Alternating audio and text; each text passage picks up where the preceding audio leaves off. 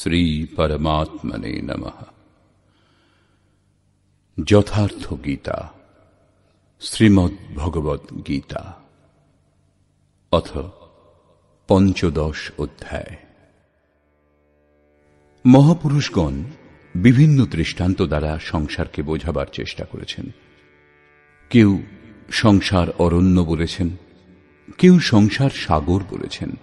অবস্থা ভেদে একেই ভবনদী, ভবকূপ বলা হয়েছে এবং কখনো এর তুলনা গোষ্পদের সঙ্গে করা হয়েছে, অর্থাৎ ইন্দ্রিয় সমূহের আয়তন যত, সংসারও ততটুকুই। এবং শেষে এমন অবস্থা আসে যে নাম লইত ভবসিন্ধু সুখাহি, নাম নিলেই ভবসিন্ধু শুকিয়ে যায়। এরূপ সমুদ্র সংসারে আছে কি? যোগেশ্বর শ্রীকৃষ্ণ সংসারকে সমুদ্র ও বৃক্ষের সংজ্ঞা দিয়েছেন। দ্বাদশ অধ্যায়ে তিনি বলেছেন, যারা আমার অনন্য ভক্ত তাদের শীঘ্রই সংসার সমুদ্র থেকে উদ্ধার করি। এখানে প্রস্তুত অধ্যায়ে যোগেশ্বর শ্রীকৃষ্ণ বলছেন যে এই সংসার বৃক্ষস্বরূপ। এর ছেদন করতে করতে যোগীগণ সেই পরম পদের খোঁজ করেন। শ্রী ভগবান উবাচ।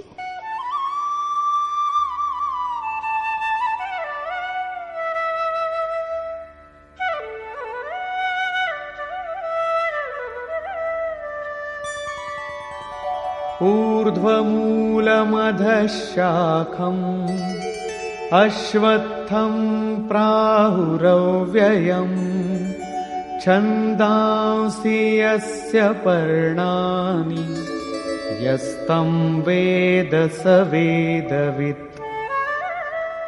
অর্জুন, ঊর্ধ্বমূলম, ঊর্ধ্বে পরমাত্মাই এর মূল, অধঃ শাখম, নিম্নদিকে প্রকৃতি এর শাখাসমূহ।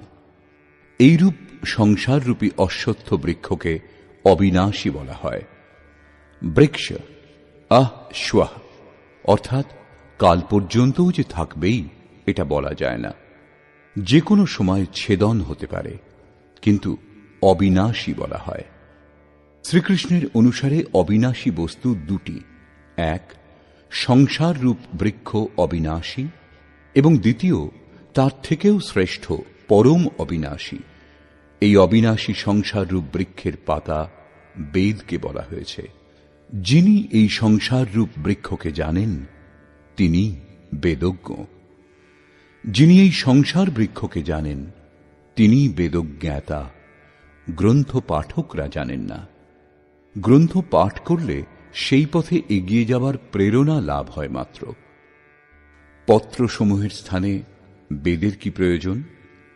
বস্তুত পুরুষ পথভ্রান্ত হয়ে ঘুরতে ঘুরতে যখন অন্তিম জন্মগ্রহণ করে, সেখান থেকেই বেদের সেই সকল ছন্দ যা কল্যাণে সৃজন করে, প্রেরণা প্রদান করে, তারপর থেকেই বেদের উপযোগ আরম্ভ হয় এবং গমনাগমন শেষ হয়ে যায়।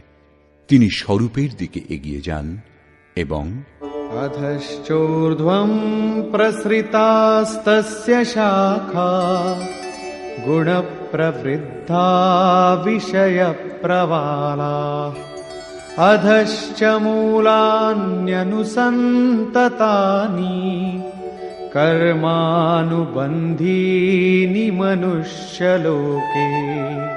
এই সংসার বৃক্ষের শাখা সমূহ গুণত্রয় দ্বারা বর্ধিত ও বিষয় ভোগরূপ পল্লব বিশিষ্ট এবং অধোদেশ ও ঊর্ধ্বদেশে বিস্তৃত। নিম্নে কীট পতঙ্গ পর্যন্ত এবং ঊর্ধ্বে দেবভাব থেকে আরম্ভ করে ব্রহ্মা পর্যন্ত সর্বত্র বিস্তৃত এবং কেবল মনুষ্য যোনিতে কর্মানুসারে আবদ্ধ করে। অন্য সমস্ত যোনি ভোগ উপভোগ করে। মনুষ্য যোনি কর্মানুসারে বন্ধন তৈরি করে।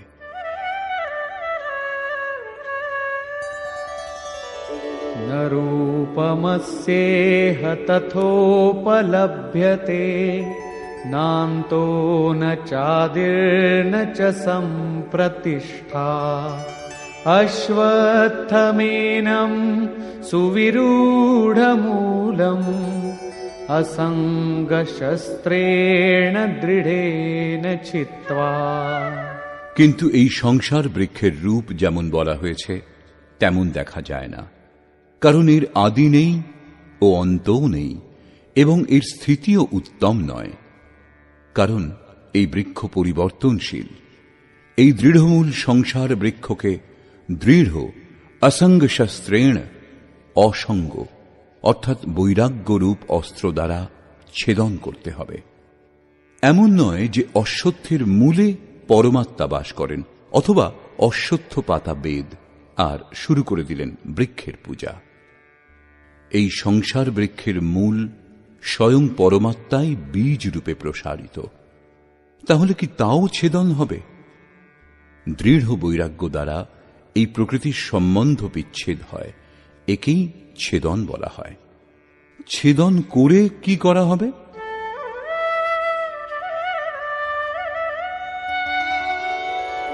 ততঃ পদম তৎ পরিমার্গিতব্যম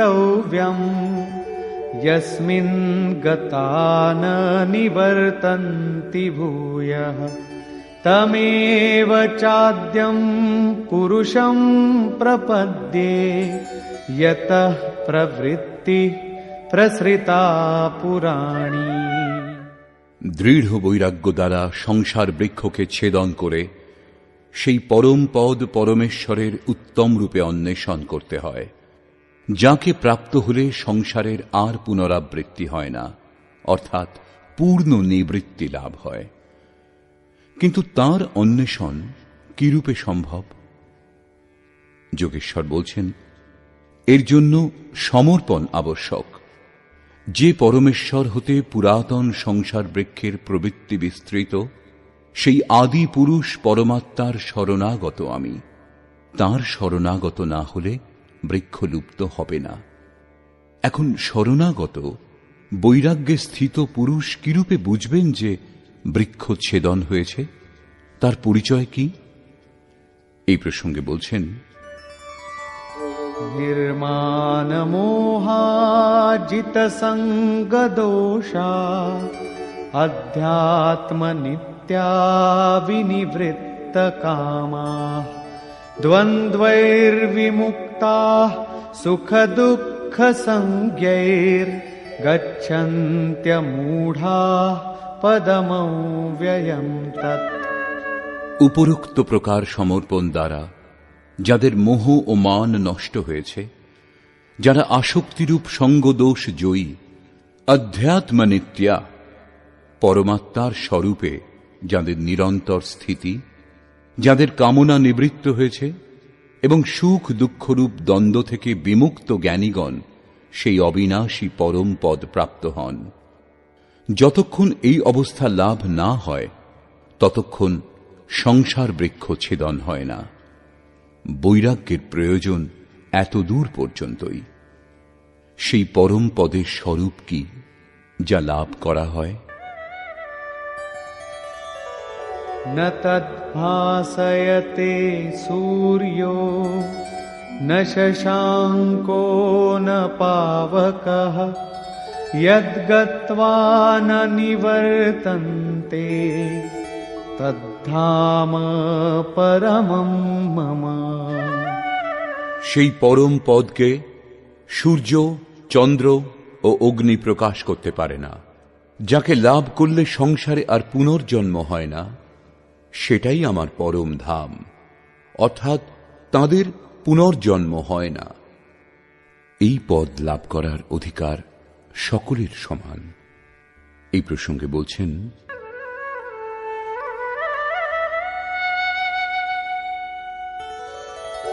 মমৈবাংশো জীবলোকে জীবভূতঃ সনাতনঃ মনঃ ষষ্ঠানীন্দ্রিয়াণি প্রকৃতিস্থানি কর্ষতি। জীবলোকে দেহকেই লোক বলে, অর্থাৎ এই দেহে এই জীবাত্মা আমারই সনাতন অংশ এবং সেই ত্রিগুণময়ী মায়াতে স্থিত মন ও পঞ্চেন্দ্রিয়কে আকর্ষণ করে। কি রূপে? शरीरं यदवाप्नोति यच्चाप्युत्क्रामतीश्वरः गृहीत्वैतानि संयाति वायुर्गन्धानि वाशयात्। বায়ু যেমন গন্ধস্থান থেকে গন্ধ আহরণ করে, তেমনি দেহের স্বামী জীবাত্মা যে পূর্ব দেহ ত্যাগ করে, সেই দেহ থেকে মন ও জ্ঞানেন্দ্রিয় সমূহের কার্যকলাপ গ্রহণ করে, অর্থাৎ আকর্ষণ করে সঙ্গে নিয়ে আবার যে নতুন দেহ লাভ করে তাতে প্রবেশ করে। অর্থাৎ যখন নতুন দেহ পরের মুহূর্তেই লাভ হয়, তখন আটার পিণ্ড তৈরি করে কাকে অর্পণ করেন? গ্রহণ কে করে? সেই জন্য শ্রীকৃষ্ণ অর্জুনকে বলেছিলেন, এই অজ্ঞান তোমার কোত্থেকে উৎপন্ন হল যে এই পিণ্ডোদক ক্রিয়া লুপ্ত হবে? সেখানে করে কি? মন ও 6টি ইন্দ্রিয় কে কে? শ্রোত্রম চক্ষুঃ স্পর্শনম চ রসনম ঘ্রাণমেব চ অধিষ্ঠায় মনশ্চায়ম বিষয়ানুপসেবতে। সেই দেহস্থিত জীবাত্মা কর্ণ, চক্ষু, ত্বক, জিহ্বা, নাসিকা ও মনকে আশ্রয় করে, অর্থাৎ এদের সাহায্যেই বিষয়সমূহ উপভোগ করেন। এইরূপ দেখা যায় না, সকলে তাঁর দর্শন করতে সমর্থ হয় না। এই প্রসঙ্গে শ্রীকৃষ্ণ বলছেন, উৎক্রামন্তং স্থিতং বাপি ভুঞ্জানং বা গুণান্বিতং বিমূঢ়ানানুপশ্যন্তি পশ্যন্তি জ্ঞানচক্ষুষঃ। যিনি দেহান্তরে গমন করেন, যিনি দেহে অবস্থানপূর্বক বিষয় ভোগ করেন, অথবা যিনি ত্রিগুণের সঙ্গে সংযুক্ত হন, সেই জীবাত্মাকে মূঢ় অজ্ঞানী ব্যক্তিগণ জানতে পারে না। কেবল জ্ঞানরূপ চক্ষু দ্বারা জ্ঞানীগণই তাকে জানতে পারেন, দর্শন করেন। সেই দৃষ্টি কিরূপে লাভ হবে?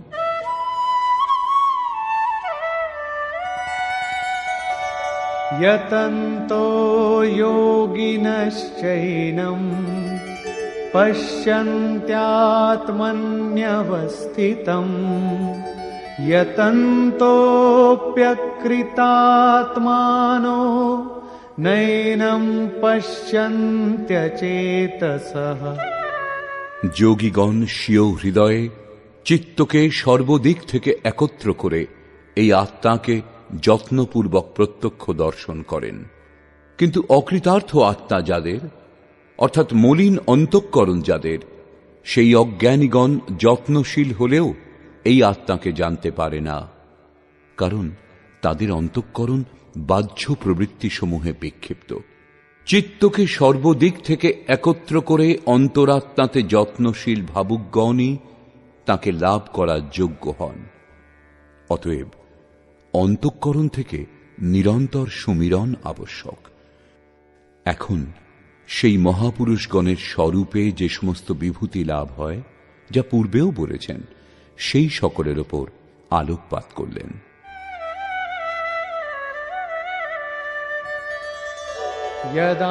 यदादित्यगतं तेजो जगद्भासयतेऽखिलम् यच्चन्द्रमसि यच्चाग्नौ तत्तेजो विद्धि मामकम्।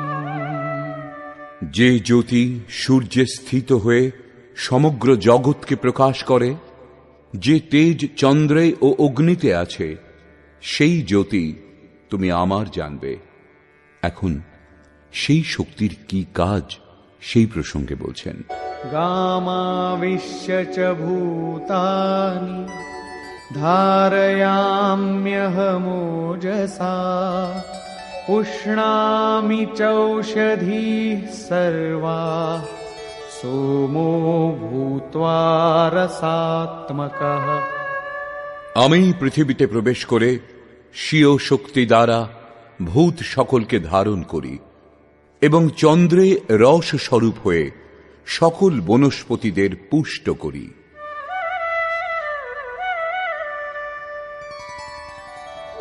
अहं वैश्वानरो भूत्वा प्राणिनां देहमाश्रितः प्राणापानसमायुक्तः पचाम्यन्नं चतुर्विधम्।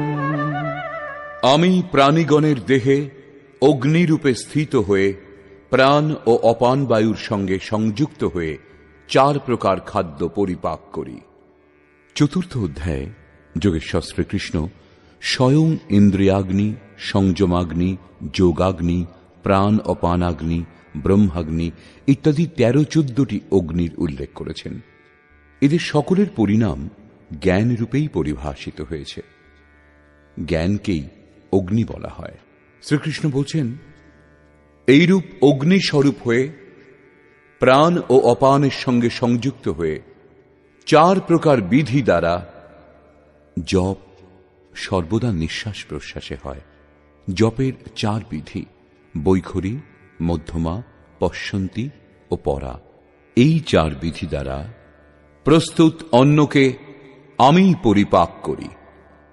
শ্রীকৃষ্ণের অনুসারে ব্রহ্মই একমাত্র অন্ন যার দ্বারা আত্মা পূর্ণ তৃপ্ত হয়, আর কখনো অতৃপ্ত হয় না। দেহের পোষক প্রচলিত অন্নকে যোগেশ্বর আহারের সংজ্ঞা দিয়েছেন। বাস্তবিক অন্ন পরমাত্মা। বৈখরী, মধ্যমা, পশ্যন্তী ও পরা এই 4টি বিধি পেরিয়ে সেই অন্ন পরিপক্ক হয়। একেই অনেক মহাপুরুষ নাম, রূপ, লীলা ও ধাম বলেছেন। সর্বপ্রথম নাম জপ করা হয়। ক্রমশ হৃদয়ে ইষ্টের স্বরূপ প্রকট হতে থাকে। তারপরে তার লীলার বোধ জাগে যে সেই ঈশ্বর কিভাবে কণায় কণায় ব্যাপ্ত আছেন, কিভাবে তিনি সর্বত্র কার্য করেন। এইরূপ হৃদয় দেশে ক্রিয়াকলাপের দর্শনই তাঁর লীলা দর্শন, বাহ্য রামলীলা রাসলীলা নয়। এবং সেই ঈশ্বরীয় লীলার প্রত্যক্ষ অনুভূতি করতে করতে যখন মূল লীলাধারীর স্পর্শ লাভ হয়, তখন ধামের অবস্থা লাভ হয়। তাঁকে জানার পর সাধক তাঁতে প্রতিষ্ঠিত হন। তাঁতে প্রতিষ্ঠিত হওয়া এবং পরাবাণীর পরিপক্ক অবস্থাতে পরব্রহ্মের স্পর্শ করে তাঁতে স্থিত হওয়া, 2 একসঙ্গে হয়। এইরূপ প্রাণ ও অপান অর্থাৎ নিঃশ্বাস ও প্রশ্বাসের সঙ্গে সংযুক্ত হয়ে 4 বিধি দ্বারা অর্থাৎ বৈখরী, মধ্যমা, পশ্যন্তী ও ক্রমশ পরা সম্পূর্ণ হয় যখন, তখন সেই অন্ন ব্রহ্ম পরিপক্ক হয়ে যায়, লাভও হয়, পরিপাকও হয় এবং পাত্র পরিপক্কই হয়।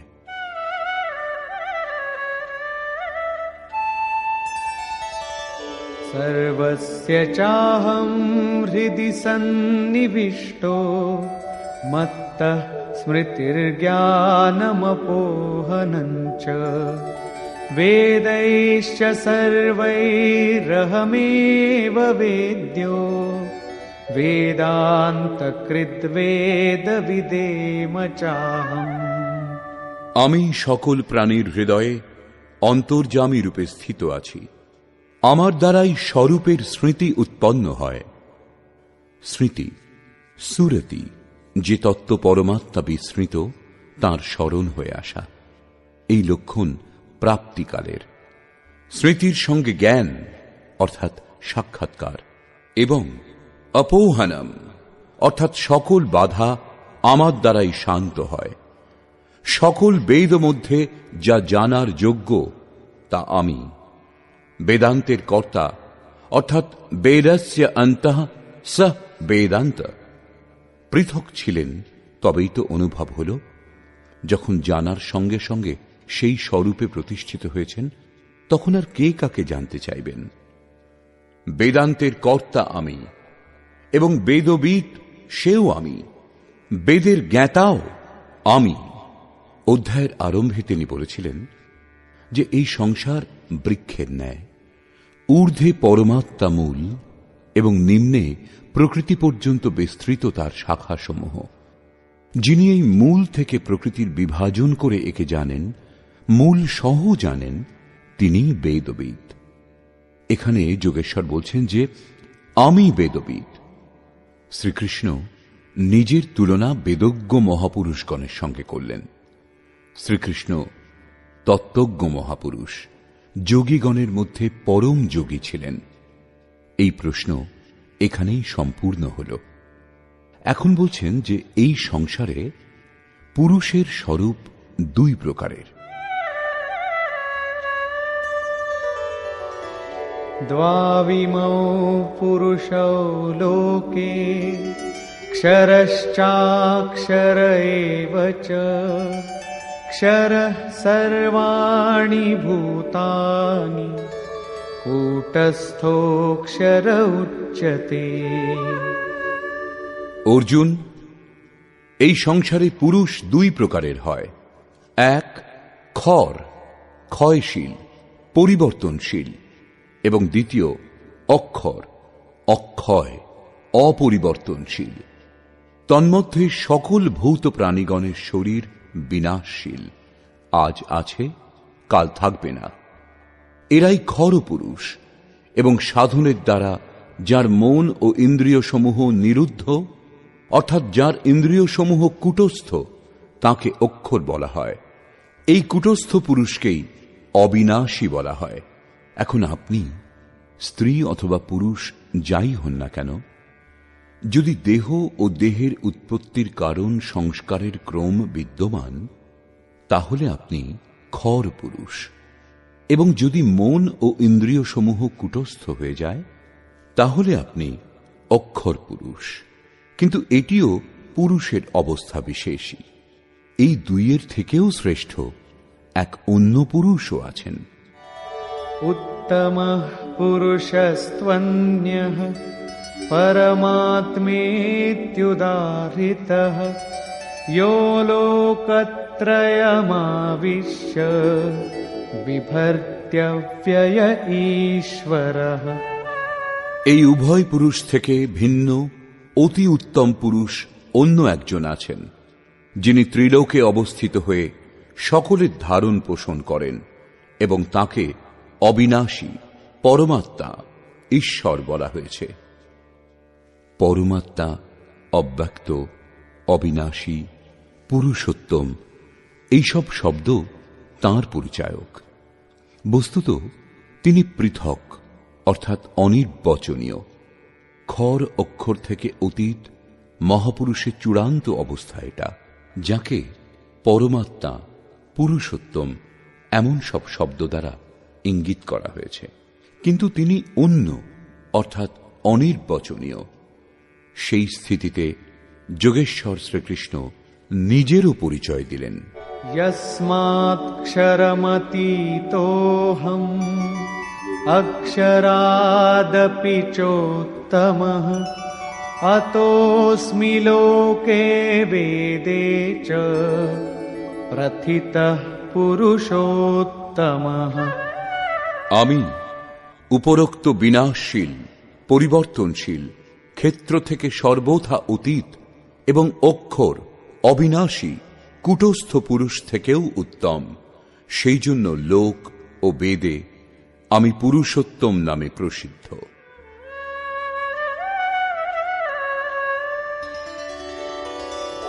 यो मामेवमसम्मूढो जानाति पुरुषोत्तमम् स सर्वविद् भजति माम् सर्वभावेन भारत।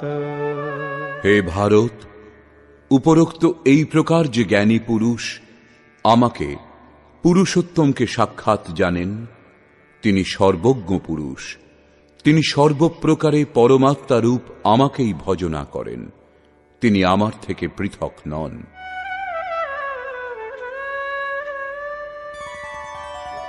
इति गुह्यतमं शास्त्रम् इदमुक्तं मया नघ एतद्बुद्ध्वा बुद्धिमान् स्यात् कृतकृत्यश्च भारत। হে নিষ্পাপ অর্জুন, এইরূপ অতি গোপনীয় শাস্ত্র আমার দ্বারা বলা হল। এই তত্ত্ব অবগত হয়ে মানুষ পূর্ণ জ্ঞাতা ও কৃতার্থ হন। অতএব যোগেশ্বর শ্রীকৃষ্ণের এই বাণী স্বয়ংই পূর্ণ শাস্ত্র। শ্রীকৃষ্ণের এই রহস্য অত্যন্ত গুপ্ত ছিল। তিনি কেবল অনুরাগীদেরই বলেছেন। এই বিষয় কেবল অধিকারীর জন্য, সকলের জন্য নয়। কিন্তু যখন এই রহস্য সম্বন্ধেই লেখা হয়, শাস্ত্র সকলের জন্য সুলভ হয়, তখন মনে হয় যে শ্রীকৃষ্ণ সকলকেই বলেছেন। কিন্তু বস্তুত এই রহস্য অর্থাৎ শাস্ত্র শুধু অধিকারীর জন্যই। শ্রীকৃষ্ণের সেই অলৌকিক স্বরূপ সকলের দর্শন করার জন্য ছিলও না। কেউ তাকে দ্বারকাধীশ অর্থাৎ দ্বারকার রাজা বলে জানতেন, কেউ দূত এবং কেউ তাকে যদুবংশীয় বলেই মনে করতেন। প্রকৃতপক্ষে সেই অধ্যাত্ম বিষয়ের অধিকারী অর্জুনই ছিলেন। তাই যোগেশ্বর অর্জুনের কাছে কিছু গোপন করেননি। অর্জুন অনুভব করলেন যে শ্রীকৃষ্ণ পরম সত্য, পুরুষোত্তম। শ্রীকৃষ্ণ গোপন করলে অর্জুনের কল্যাণ সম্ভব ছিল না। এই বিশেষত্ব ভগবৎপ্রাপ্ত প্রত্যেক মহাপুরুষের মধ্যে পাওয়া যায়।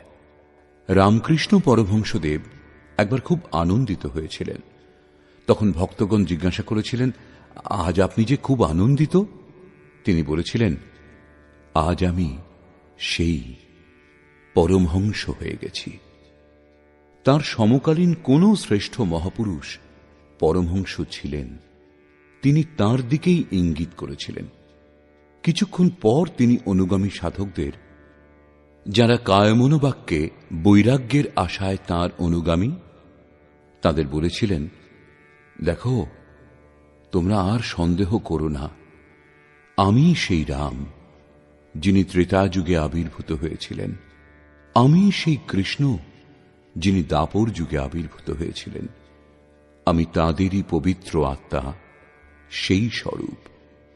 যদি ভগবৎ প্রাপ্তির ইচ্ছা করো, তাহলে আমার স্বরূপ দেখো। এইরূপ পূজ্য মহারাজজিও সকলকে বলতেন, হো, আমি ভগবানের দূত। যিনি প্রকৃত সন্ত, তিনি ভগবানের দূত হন।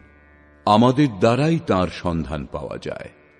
যীশুখ্রিস্ট বলেছিলেন, আমি ভগবানের পুত্র, আমার কাছে এসো, তাহলে ঈশ্বরের পুত্র বলে অভিহিত হবে। অতএব সকলেই পুত্র হতে পারেন। সান্নিধ্যে আসার তাৎপর্য, তাঁরা সাধনা করে যে ব্রহ্মে স্থিত হয়েছেন, সাধনাক্রমে চলে তা সম্পূর্ণ করতে হবে। মোহাম্মদ সাহেবও বলেছিলেন, আমি আল্লাহর রসুল, সংবাদবাহক। পূজ্য মহারাজজি সকলকে এটুকু বলতেন। কারো বিচার খণ্ডন মণ্ডন করেননি তিনি, কিন্তু বিরক্ত অনুগামীদের বলতেন, কেবল আমার স্বরূপ দেখো। যদি তুমি সেই পরম তত্ত্ব সম্বন্ধে জানতে চাও, তাহলে আমাকে দেখো, সন্দেহ করো না। যারা সন্দেহ করতেন, তাদের অনুশাসনের মধ্যে রেখে অন্তরে অনুভব সঞ্চার করে বাহ্য সমস্ত বিচার থেকে সরিয়ে যোগেশ্বর শ্রীকৃষ্ণের অনুসারে দ্বিতীয় অধ্যায়ের 40 থেকে 43 সংখ্যক শ্লোক, অনন্ত পূজা পদ্ধতি যার অন্তর্গত, তাই নিজের স্বরূপে নিযুক্ত করেছিলেন। তিনি অদ্যাবধি মহাপুরুষের রূপে অবস্থিত। এই রূপ শ্রীকৃষ্ণের স্থিতিও গোপনীয় ছিল, কিন্তু নিজের অনন্য ভক্ত, পূর্ণ অধিকারী, অনুরাগী অর্জুনের প্রতি তিনি তা প্রকাশ করেছিলেন। প্রত্যেক ভক্তের পক্ষেই এমন হওয়া সম্ভব। মহাপুরুষ লক্ষ লক্ষ ব্যক্তিকে সেই পথে চালান। নিষ্কর্ষ, বর্তমান অধ্যায়ের শুরুতে যোগেশ্বর শ্রীকৃষ্ণ বলেছিলেন, একটা অশ্বত্থ বৃক্ষের ন্যায় এই সংসার। অশ্বত্থ একটা উদাহরণ মাত্র। ঊর্ধ্বে এর মূল পরমাত্মা এবং নিম্নে প্রকৃতি পর্যন্ত বিস্তৃত এর শাখা প্রশাখা। যিনি এই বৃক্ষকে সম্পূর্ণরূপে জানেন তিনি বেদজ্ঞ। এই সংসার বৃক্ষের শাখাসমূহ ঊর্ধ্বদেশে এবং অধোদেশে সর্বত্র বিস্তৃত, এবং মূলানি এর মূলের জাল ঊর্ধ্বে এবং নিম্নে সর্বত্র ব্যাপ্ত, কারণ সেই মূল ঈশ্বর এবং তিনি বীজ রূপে প্রত্যেক জীবের হৃদয়ে বাস করেন। দৃষ্টান্তস্বরূপ একটি পৌরাণিক কাহিনী প্রস্তুত করা হয়েছে। একবার পদ্মফুলের ওপর বসে ব্রহ্মা বিচার করছিলেন যে আমার উৎপত্তি স্থান কোথায়, কোথায় আমার জন্ম হয়েছিল। তিনি সেই পদ্মফুলের নালে প্রবেশ করে অনবরত এগিয়ে যেতে লাগলেন, কিন্তু নিজের উদ্গম দেখতে পেলেন না। তখন তিনি হতাশ হয়ে পদ্মাসনে বসে পড়লেন। চিত্ত নিরুদ্ধ করার প্রচেষ্টা করতে লাগলেন এবং ধ্যান দ্বারা তিনি নিজের মূল উৎস কোথায় তা খুঁজে পেলেন। পরম তত্ত্বের সাক্ষাৎকার করে তাঁর স্তব করলেন। পরম স্বরূপের দ্বারা অবগত হলেন যে আমি সর্বত্র বিরাজমান, কিন্তু আমার প্রাপ্তিস্থান হৃদয়। হৃদয় দেশে যিনি ধ্যান করেন তিনি আমাকে লাভ করেন। ব্রহ্মা প্রতীক স্বরূপ। যোগ সাধনের পরিপক্ক অবস্থাতে এই স্থিতি জাগ্রত হয়।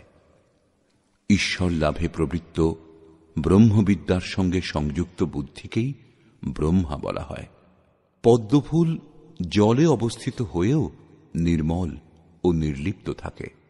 বুদ্ধি যতক্ষণ এদিক সেদিক সন্ধান করে ততক্ষণ লাভ করতে পারে না, কিন্তু যখন সেই বুদ্ধি নির্মলতার আসনে স্থির হয়ে মন ও ইন্দ্রিয় সমূহকে সংযম করে হৃদয় রাজ্যে নিরুদ্ধ করে এবং সেই নিরুদ্ধ মন ও ইন্দ্রিয় সমূহও যখন বিলীন হয়ে যায়, তখন স্বীয় হৃদয়ে পরমাত্মাকে লাভ করে।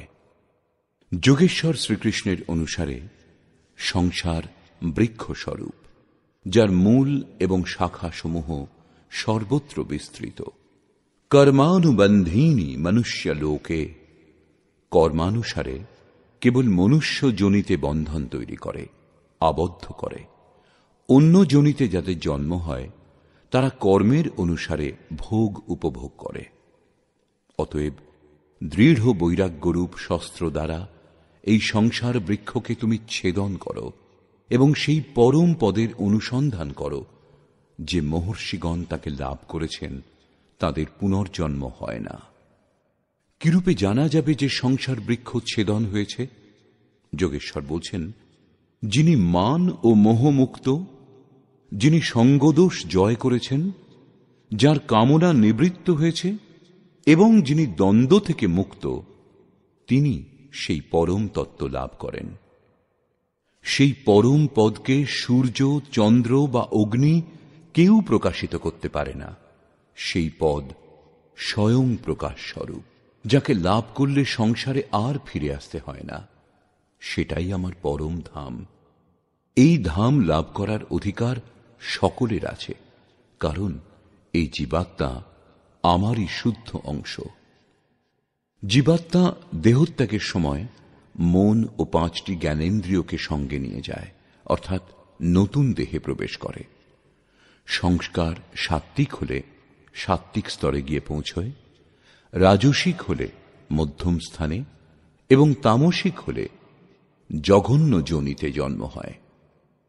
জীবাত্মা ইন্দ্রিয়সমূহের অধিষ্ঠাতা মনের সাহায্যে সকল বিষয়কে উপভোগ করে। একে দেখতে পাওয়া যায় না। জ্ঞান সেই দৃষ্টি যার মাধ্যমে একে দেখা সম্ভব। কোনো বিষয় মুখস্থ করে নেওয়াটাই জ্ঞান নয়। যোগীগণ চিত্ত হৃদয়ে সংযম করে প্রযত্নপূর্বক তাকে দর্শন করেন। অতএব জ্ঞান হল সাধনগম্য। শাস্ত্র অধ্যয়ন দ্বারা তার প্রতি অনুরাগ উৎপন্ন হয়। সংশয়যুক্ত অকৃতাত্মা ব্যক্তিগণ যত্নশীল হলেও একে দেখতে পায় না। এখানে প্রাপ্তি স্থানের বর্ণনা করা হয়েছে। অতএব সেই অবস্থাতে বিভূতিসমূহের প্রবাহ স্বাভাবিক। সে সকলের ওপর আলোকপাত করে যোগেশ্বর শ্রীকৃষ্ণ বলছেন, সূর্য ও চন্দ্রে যে প্রকাশ আছে সেই প্রকাশ আমার জানবে। অগ্নিতে যে তেজ আছে সেই তেজও আমার। আমি প্রচণ্ড অগ্নিরূপে 4 বিধি দ্বারা পরিপক্ক অন্নকে পরিপাক করি।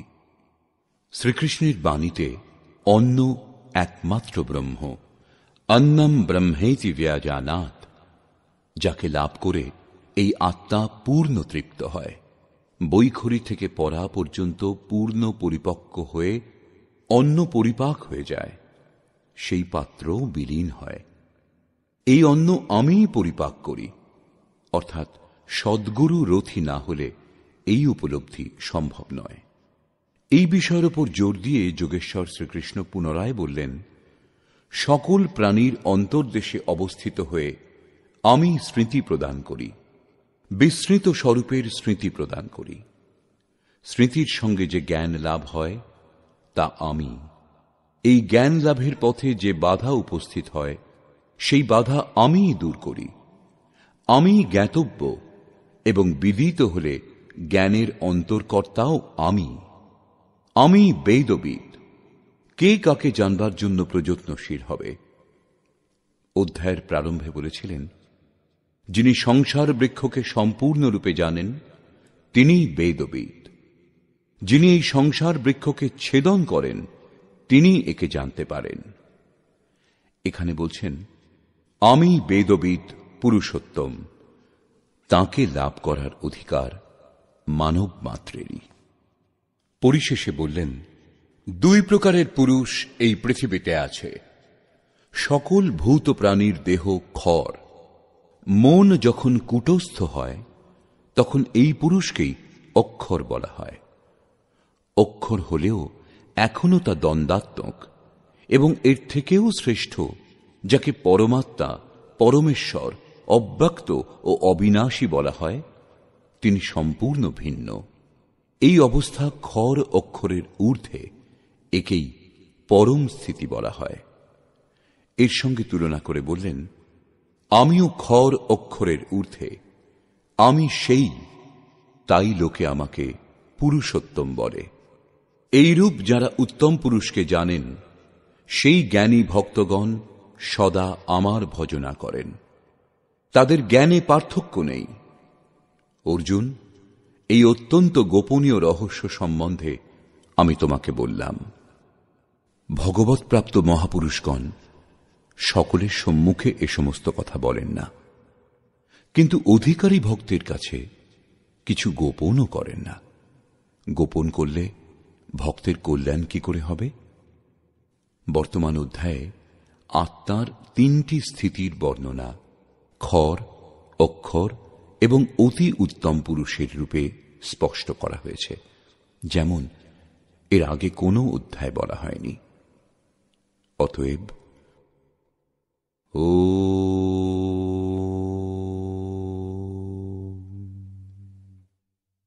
এই প্রকার শ্রীমদ্ ভগবদ্ গীতারূপী উপনিষদ এবং ব্রহ্মবিদ্যা তথা যোগশাস্ত্র বিষয়ক শ্রীকৃষ্ণ ও অর্জুনের সংবাদে পুরুষোত্তম যোগ নামক 15 অধ্যায় পূর্ণ হল। এই প্রকার শ্রীমৎ পরমহংস পরমানন্দজির শিষ্য স্বামী অর্গড়ানন্দকৃত শ্রীমদ্ ভগবদ্ গীতার ভাষ্য যথার্থ গীতাতে পুরুষোত্তম যোগ নামক 15 অধ্যায় সমাপ্ত হল। হরি ওম তৎসৎ।